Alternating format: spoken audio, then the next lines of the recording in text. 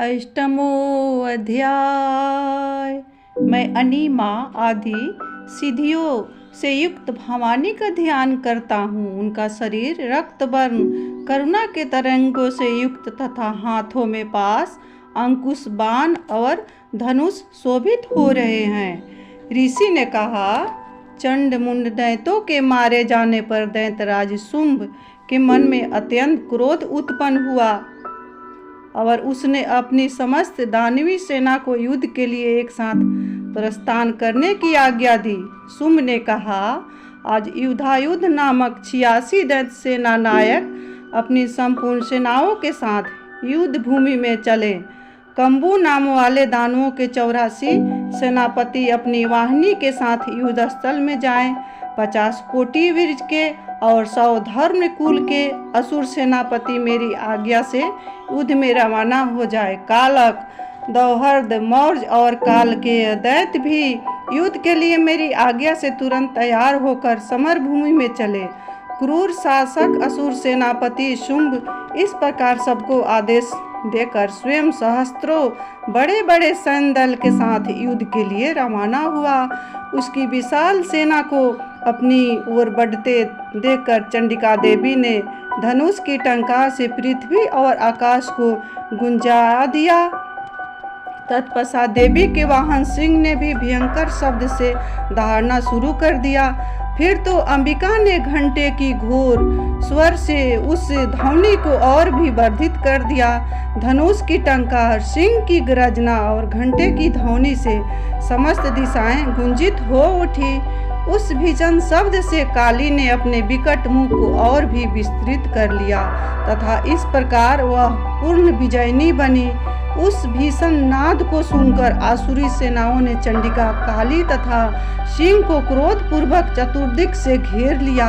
हे राजन, इसी समय असुरों के संहार तथा देवताओं के उत्थान के लिए ब्रह्मा, शिव, कार्तिकेय, विष्णु तथा इंद्र आदि देवों की महान पराक्रम संपन्न शक्तियाँ भी उनके शरीर से निकलकर उन्हीं के रूप में देवी चंडिका के पास गई। देवताओं के रूप, भेष, वाहन आदि के अनुरूप ही उनकी शक्तियाँ असुरों से युद्ध करने के लिए आ गई। सर्वप्रथम हंस की सवारी पर बैठी हुई अक्ष सूत्र और कमंडलू से सुशोभित ब्रह्मा जी की शक्ति प्रकट हुई, जिसे ब्रह्मानी कहा जाता है। महादेव जी की शक्ति बैल पर आरूढ़ होकर हाथों में श्रेष्ठ त्रिशूल धारण कर शेषनाग का कंगन पहने मस्तक में चंद्ररेखा से सजित होकर वहां आ गई। कार्तिकेय की शक्ति रूपा जगदम्बिका उन्हीं के अनुरूप मयूर पर आरूढ़ हो हाथ में शक्ति लेकर उन दानवों के लिए युद्ध करने के लिए वहां आ गई। इसी प्रकार भगवान विष्णु की शक्ति गरुड़ के वाहन पर विराजमान होकर शंख, चक्र, गदा, धनुष तथा खड्ग लिए वहां उपस्थित हुई। अनुपम यज्ञ बराह का रूप धारण करने वाले भगवान विष्णु की वह शक्ति भी बराह शरीर धारण कर वहां आ गई। भगवान नरसिंह की नरसिंही शक्ति भी उन्हीं के अनुरूप शरीर धारण करके वहां आ पहुंची। उसकी गर्दन के बालों के झोंकों से आकाश की तारिकाएं बिखर जाती थी। इसी प्रकार इंद्र की शक्ति हाथ में वज्र लिए ऐरावत हाथी पर आरूढ़ होकर आई। उस शक्ति के भी इंद्र के समान ही सहस्त्र नेत्र थे। तब उन समस्त देव शक्तियों से आवृत शिव जी ने चंडिका से कहा, मेरी प्रसन्नता के लिए तुम अंत में इन असुरों का वध करो। तब देवी के शरीर से अत्यंत भीषण और अति उग्र चंडिका शक्ति प्रकट हुई, जिसके द्वारा सैकड़ों श्रृंगालियों की आवाज़ हो रही थी। उस अपराजिता देवी ने धूमिल जटा वाले महादेव जी से कहा, भगवान, आप शुंभ निशुंभ के पास दूत के वेश में जाइए और उन दोनों दानवों से कहिए, उनके साथ ही युद्ध में उपस्थित अन्य दानवों को भी यह संदेश सुनाइए, दैत्यों, यदि तुम्हें जीने की चाह है तो पातालपुरी में लौट जाओ। इंद्र को त्रिलोक का राज प्राप्त हो और देवगण यज्ञांश का भाग भोगें। उपभोग कर यदि बल के मद में तुम सभी युद्ध के इच्छुक हो तो जाओ। मेरी योगिनियाँ तुम्हें कच्चे मांस भक्षण से तृप्त हो पावे। उस देवी ने भगवान शिव को दूत का कार्य सौंपा था, इसीलिए वह शिव दूती के नाम से जगत में विख्यात हुई। वे दैत्य भी शिवजी के मुंह से देवी की बात सुनकर कुपित हो गए और कात्यायनी की ओर लपके। तत्पश्चात वे दैत्य क्रोध होकर देवी पर बाण, शक्ति आदि शस्त्रों की वर्षा करने लगे। तब देवी ने भी धनुष की टंकार करके दैत्यों द्वारा निक्षिप्त बाण, शूल, शक्ति, परशु आदि को खिलवाड़ में ही काट दिया।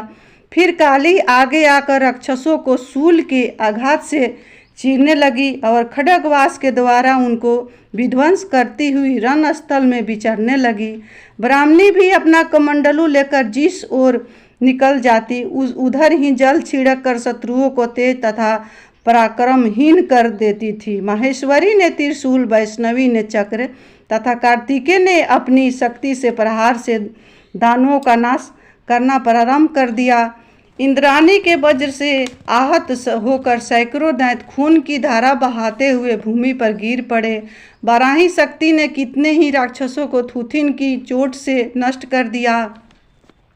डाढ़ों के अग्रभाग से कितने की छाती को विद्ध कर दिया तथा कितने ही चक्र की चोट खाकर धरती पर गिर पड़े। नारसिंगी भी कितने ही दैत्यों को अपने नाखूनों से फाड़कर खा जाती और सिंहनाद करके संपूर्ण दिशाओं को गुजाती हुई रणभूमि में विचरण करने लगी। कितने ही राक्षसगण शिवदूती के प्रबल अट्ठास से भयभीत होकर रणभूमि से लौटने लगे। उनके गिरते हुए शिवदूती उन्हें अपना भक्ष बना लेती थी। इस प्रकार क्रोध देवियों के द्वारा बड़े बड़े असुरों का संहार होते देख दानवी सेना भागने लगे। मातृगणों से त्रस्त होकर युद्ध से विमुख होते दैत्य को देखकर रक्त बीज नामक महाअसुर अत्यंत कुपित होकर युद्ध भूमि में आ पहुंचा। उसके शरीर से खून की बूंद टपकते ही उसी आकार का दूसरा दैत्य उत्पन्न हो जाता था। महादैत्य रक्त बीज हाथ में गदा लेकर इंद्र शक्ति के साथ युद्ध करने लगा। तब ऐन्द्री ने अपनी वज्र के प्रहार से उसे आहत कर दिया। वज्र से आहत होकर उसके शरीर से पृथ्वी पर रक्त टपकने लगा, जिससे उसी के समान अन्य दैत्य पैदा होने लगे। उसके शरीर से रक्त की जितनी बूंदें पृथ्वी पर गिरी थी उतने ही दैत्य उत्पन्न हो गए जो उसी के समान पराक्रमी थे। वे नए उत्पन्न राक्षसों मातृगणों के साथ भयंकर युद्ध करने लगे। इंद्राणी के वज्र प्रहार से उसका मस्तक आहत होकर खुद बहने लगा, जिससे हजारों नए दैत्य उत्पन्न होकर सामने आ गए।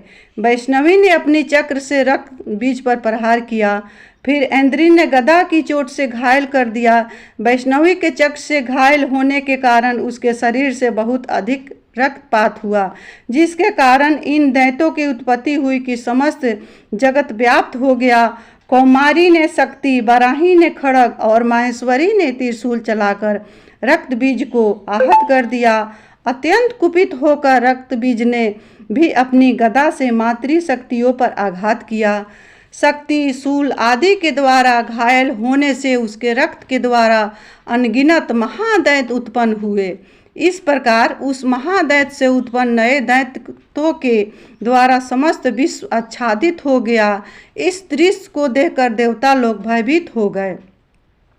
देवताओं को हतोत्साही देखकर चंडिका ने शीघ्रता से काली से कहा, चामुंडे, तुम अपना मुख और भी अधिक विस्तृत करो।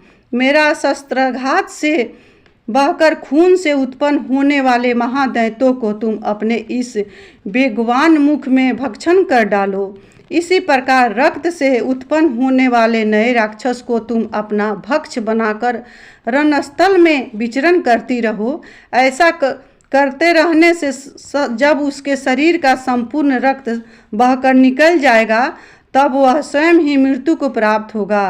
उन भयंकर दैत्यों को जब तुम चबा डालोगी तब दूसरे दैत्य उत्पन्न नहीं होंगे। ऐसा कहकर चंडिका देवी ने अपने शूल से रक्त बीज पर प्रहार किया और काली ने अपने मुख में उसका रक्त भर लिया। तब रक्त बीज ने चंडिका पर गदा से आघात पहुंचाया, किंतु गदा के उस प्रहार से देवी को कोई क्षति नहीं हुई। रक्त बीज के घायल शरीर से बहुत अधिक रक्तपात हुआ, किंतु खून बहते ही चंडिका ने उस रक्त को अपने मुंह में भर लिया। रक्त गिरने से काली के मुख में जो दैत्य उत्पन्न होते थे उन्हें काली चबा डालती थी और उसने रक्त बीज का खून भी पान कर लिया। तब देवी ने रक्त बीज को वज्र, बाण, खड़क, तलवार आदि से प्रहार से मार डाला। हे राजन, इस प्रकार शस्त्रों के समूह से आहत एवं रक्तहीन होकर महादैत्य रक्त बीज भूतल पर गिर पड़ा। हे नरश्रेष्ठ, इसे देखकर देवों में हर्ष का समुद्र उमड़ पड़ा। उस असुरों के रक्तपात के मद से उन्मत्त होकर संपूर्ण मातृ समूह नृत्य करने लगा। इस प्रकार मार्कंडेय पुराण के सावर्णिक मनवंतर कथा के अंतर्गत देवी महात्म्य बती रक्त बीज वध नामक 8वां अध्याय हरि ओम तस्तत, हरि ओम तस्तत।